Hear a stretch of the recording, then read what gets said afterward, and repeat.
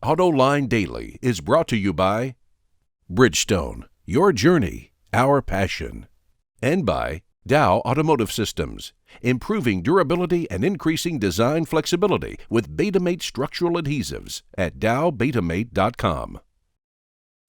Welcome to Autoline Daily. Later on in the show, we'll have the latest sales report in the U.S. market, and the numbers are a little bit better than you might think. But let's get to the other news first. And of course, the big news is about the U.S. government shutdown because those knuckleheads in Washington can't seem to get their act together. But Hyundai, at least, is doing something about it for some of its customers. The company is extending loan and lease payments for government workers who have been laid off. Any laid-off employee who wants to buy a new Hyundai in October will be offered a 90-day deferral on any payments. And that's quite a clever marketing move. The publicity alone is going to help Hyundai. Sorry about the alphabet soup title for this piece, but we got a few more details on the developments at the GM-Peugeot partnership. The two companies will develop B-segment multi-purpose vehicles based on PSA architecture, which will be built at a GM plant in Spain.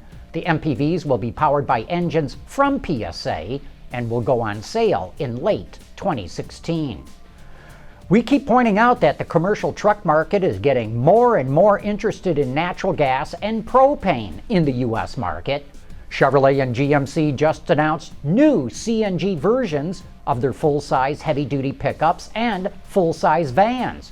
The trucks will be bi-fuel, able to run on either gasoline or CNG, while the vans will get a dedicated CNG system. Both are covered by a 5-year, 100,000-mile transferable warranty and are powered by the company's 6-liter V8 with hardened valves and valve seats. But GM has not released any pricing. As soon as we get that, we'll let you know. I'm sure by now most of us have seen the new Kia commercial where the hamsters lose a bunch of weight to help show off the all-new 2014 Soul. But now it looks like Kia will have to run a commercial with robot hamsters because the company announced it will offer an all-electric version of the car. No other details have been released yet, but Kia says to expect an announcement at an upcoming U.S. auto show. Let me see. LA is next. And it makes me wonder if we'll also see an EV version of the Hyundai Tucson in the near future.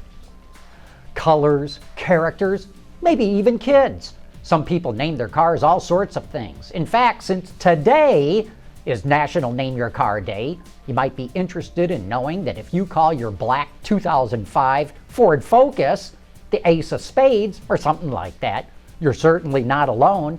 It seems, according to a new nationwide insurance survey, that nearly 25% of U.S. car owners have a special name for their cars. And though there are more women than men who do it, and they're usually between 18 and 34 years old, which was the largest demographic group by far, they don't normally name them Herbie, Kit, or the General Lee. But I've got to believe that after the Breaking Bad finale this week, there may be a few Pontiac Aztecs running around named Heisenberg. Coming up next, we'll take a look at the latest new car sales report in the U.S. market, and we'll tell you why the numbers are a little bit better than they look at first glance. Dow Automotive Systems, driving solutions in automotive, commercial transportation, and aftermarket with innovative products like Betamate structural adhesives. Lighter, stronger, safer. dowbetamate.com. New car sales hit 1.1 million units in the American market last month. That would seem to be down 4% from last year. But this September had 2 fewer selling days than a year ago. So when you look at sales on a daily selling rate basis, as Ward's Auto does, sales were actually up 4%. Nonetheless, the seasonally adjusted rate fell to 15.2 million units. That's definitely weaker, but Ward's points out that for the entire third quarter, the SAAR was 15.6 million, and it expects that's where we'll end up for the year because it is forecasting a stronger fourth quarter. Amongst the full-line manufacturers, the big six as it were, Ford was the big winner, gaining a 10% improvement in market share. Chrysler was up too. Toyota stayed flat, while Nissan Honda, and General Motors all lost market share. Amazingly, GM's share of the market in September was only 16.5%, while Ford was at 16%. In fact, if Ford had only sold 6,000 more vehicles, it would have surpassed GM in sales. GM's problems were pretty much at Chevrolet, where sales were down more than 7%. And you cannot have a strong General Motors if you have a weak Chevrolet. The problems at Chevy include sales of the Cruze down 46%, even though sales of the Malibu were up 40%. Impala was down 18%. Even the Silverado was down. But GM says it does not yet have a full mix of the new pickup and has pretty tight inventory. It also accuses Ford of putting $5,000 of incentives on the F-Series pickup. But I think the big story is that the luxury segment is red hot, led by the German brands. Luxury cars captured 13.9% of the market. That's up from 13% a year ago. Porsche sales shot up 23%, BMW up nearly 18%, Audi up nearly 15%, and Mercedes was hot on its heels. But it wasn't just the Germans. Cadillac was up nearly 20%. However, Lexus and Infiniti were up only 4%, Lincoln was up 3%, and Acura sales actually dropped 12%.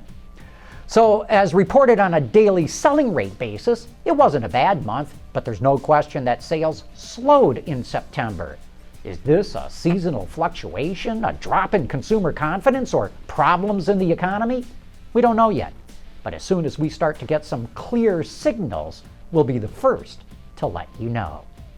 Speaking of being in on the know, join me and the Auto Extremist this Thursday evening for Autoline After Hours, when our guest will be David Leon, the head of performance luxury vehicles at General Motors. And that wraps up today's report. Thanks for watching. We'll see you tomorrow.